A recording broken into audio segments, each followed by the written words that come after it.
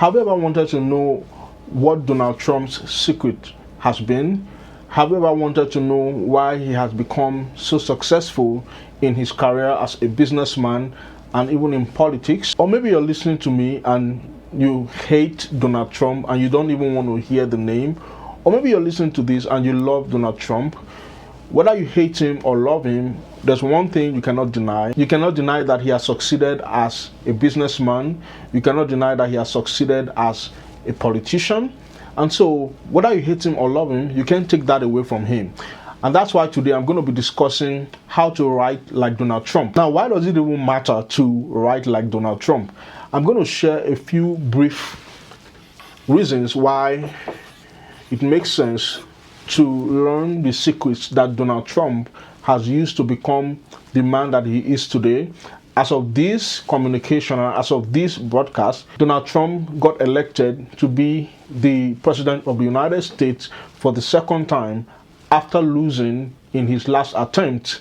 So this is the second time Donald Trump will be a president. And there are many lessons that you can learn from Donald Trump's journey, Donald Trump's story, and Donald Trump's life. But today I'm going to be picking out some lessons that you can learn that can be of benefit to you if you're an aspiring author or you're an already published author. So why is it so important for you to write like Donald Trump or learn some lessons from Donald Trump's writing? Well, the first reason I'm going to give you is that it helps you attract attention, right? Donald Trump is someone who has proven himself to be great at attracting attention. As a matter of fact, when he became president the first time, that was about 8 years ago, I became really curious about how he came through all the oppositions that he faced and how he was able to beat people who were referred to as veterans in politics. Being a man who was a veteran in business, how he was able to wade through all of the challenges that he faced, going from business into politics, going from being a real estate developer to being a politician and winning on his first attempt when he contested against Hillary Clinton. And when he won that election, that was the first time I became, interested in learning about his life. And so I went and I got some of his books. I remember getting at least 2 of his books, one that he co-authored with Robert Kiyosaki, and then another one that he did with a ghostwriter, right?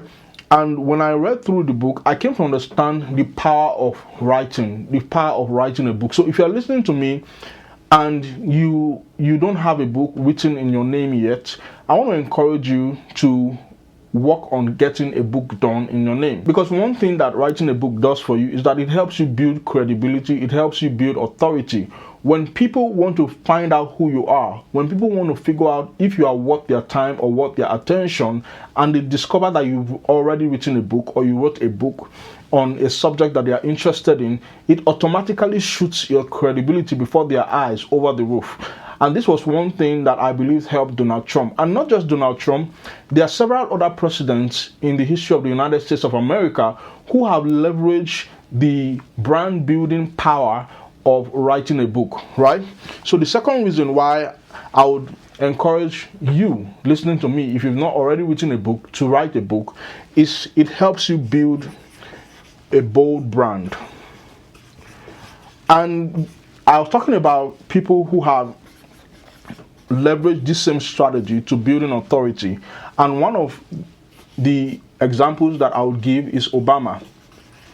Obama wrote books that also helped him in his campaign to become the president of the United States, many years ago. And apart from Trump and Obama, there are several other presidents who have leveraged the brand building power of writing a book. And so you may be listening to this and maybe you have no desire whatsoever to ever contest as a president, but you have a business and you like to rise to the top of that business. Writing a book is one of the best ways and the easiest ways to shoot your brand to the top in the eyes of your prospects, in the eyes of your competitors, in the eyes of your colleagues. It is one of the best ways and easiest ways to get your foot in the door in a new industry if you're transitioning. And writing a book definitely helped Obama get into the presidency despite the controversies he also faced. And the same thing was what I believe helped Donald Trump, because Donald Trump's books showed people how smart he was in business. Donald Trump's books help people to get a peep at his life from his own lens, from his own perspective. Now, what kind of legacy do you want to build in your life? Do you want a legacy that will be written by people who don't even know you when you're gone? Do you want people who don't even know a thing about your life to write your biography and write about you when you're gone? Or you want to be the one to, author the narrative about your future, about your present, and about your past? Writing a book is something that can do that for you. And writing a book helped Donald Trump build a bold brand. It also helped him attract attention. In fact, his books were bestsellers. So the third reason why I believe anyone who is serious about becoming great, anyone who is serious about standing out from the crowd, standing out against competition, should write a book, is to have a lifelong legacy. Writing a book helps you document your legacy, and it helps you sustain that legacy. Now, there are many other reasons that I could tell you. There's the financial aspect to writing a book. It can help you make money, and I believe you already know that. If you'd like to know how writing a book can potentially make you money, you can watch some of my other episodes or listen to them, and I'll be sure to link them for you on the show notes or on the description below. So I'll just put it here without talking too much about it. It helps you create cash flow. So there's a lot more to say, but I'll leave it at this. Now let's go back to the meat of today's conversation, which is how to write a book like Donald Trump. Now, the first point I'm going to give you about how to write a book like Donald Trump is that before you write a book, you want to have something to say, and you want to say it well. Before Donald Trump wrote a book, he had succeeded at something. He had succeeded as a real estate developer. He had succeeded at business. He had succeeded in brokering deals. And so he wrote a book about his experience. So you want to have something good to say. You want to have a big and a bold business idea. Writing a book can be likened to starting a business, especially if you want to write a book that stands the test of time. If you want to write a book that people love to read, you want to think about a book like a business. And so before you write a book, you want to have a big, bold business idea, or a big, bold business story, or a big, bold business message.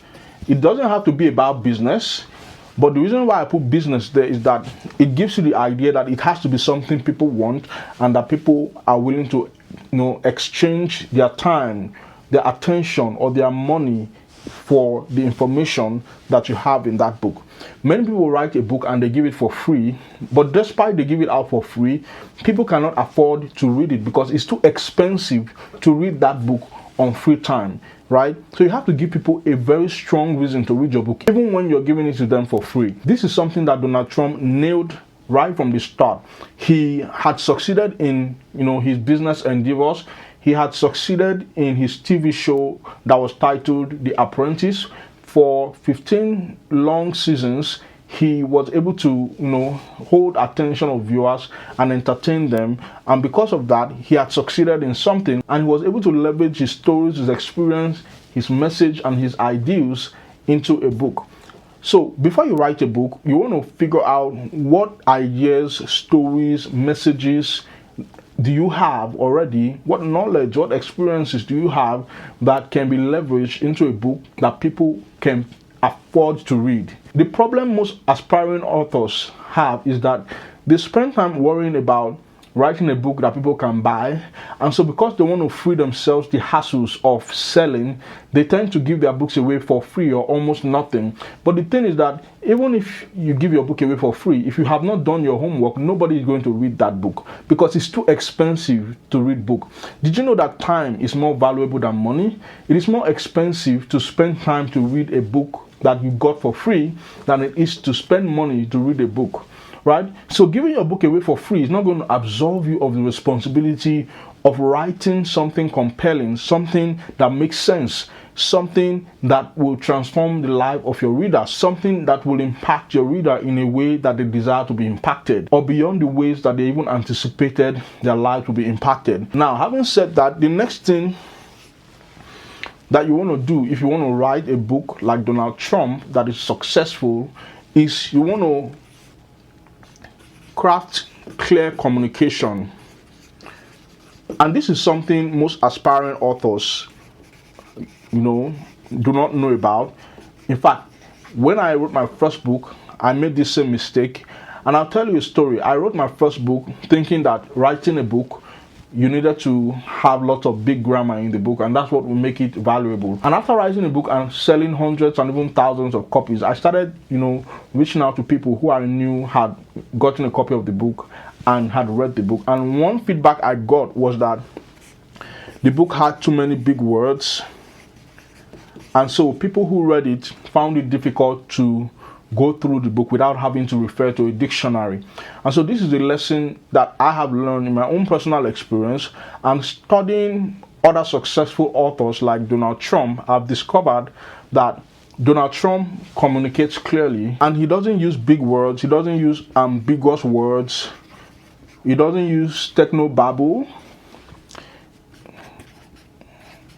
So these are things that you want to avoid if you want to be a successful author and take advantage of Donald Trump's writing playbook.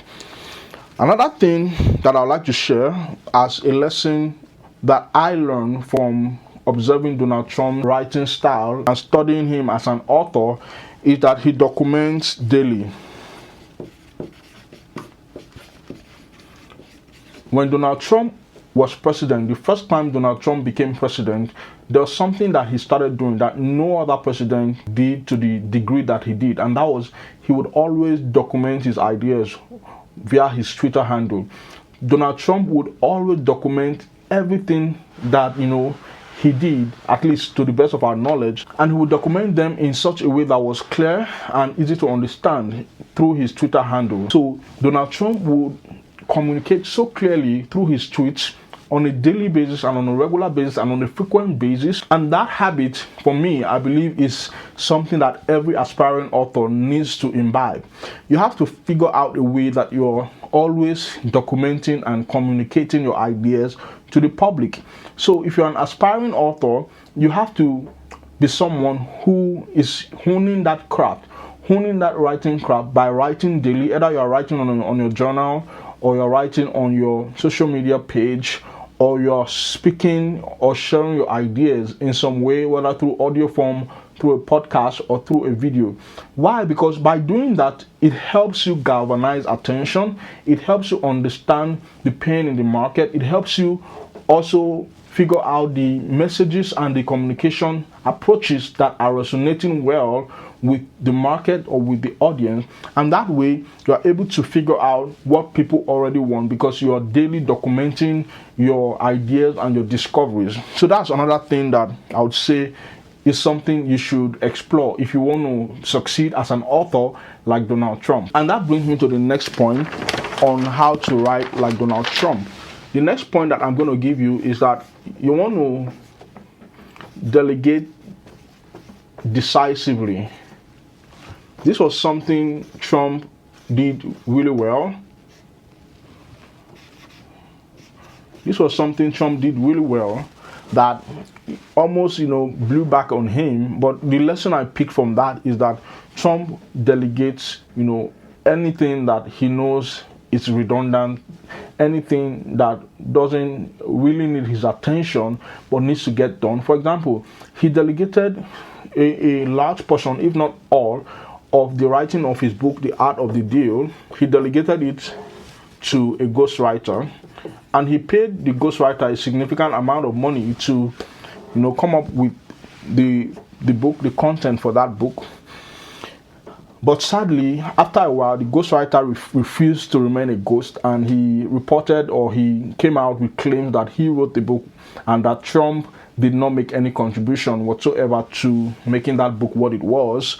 And there was a lot of story around that you can find on the internet.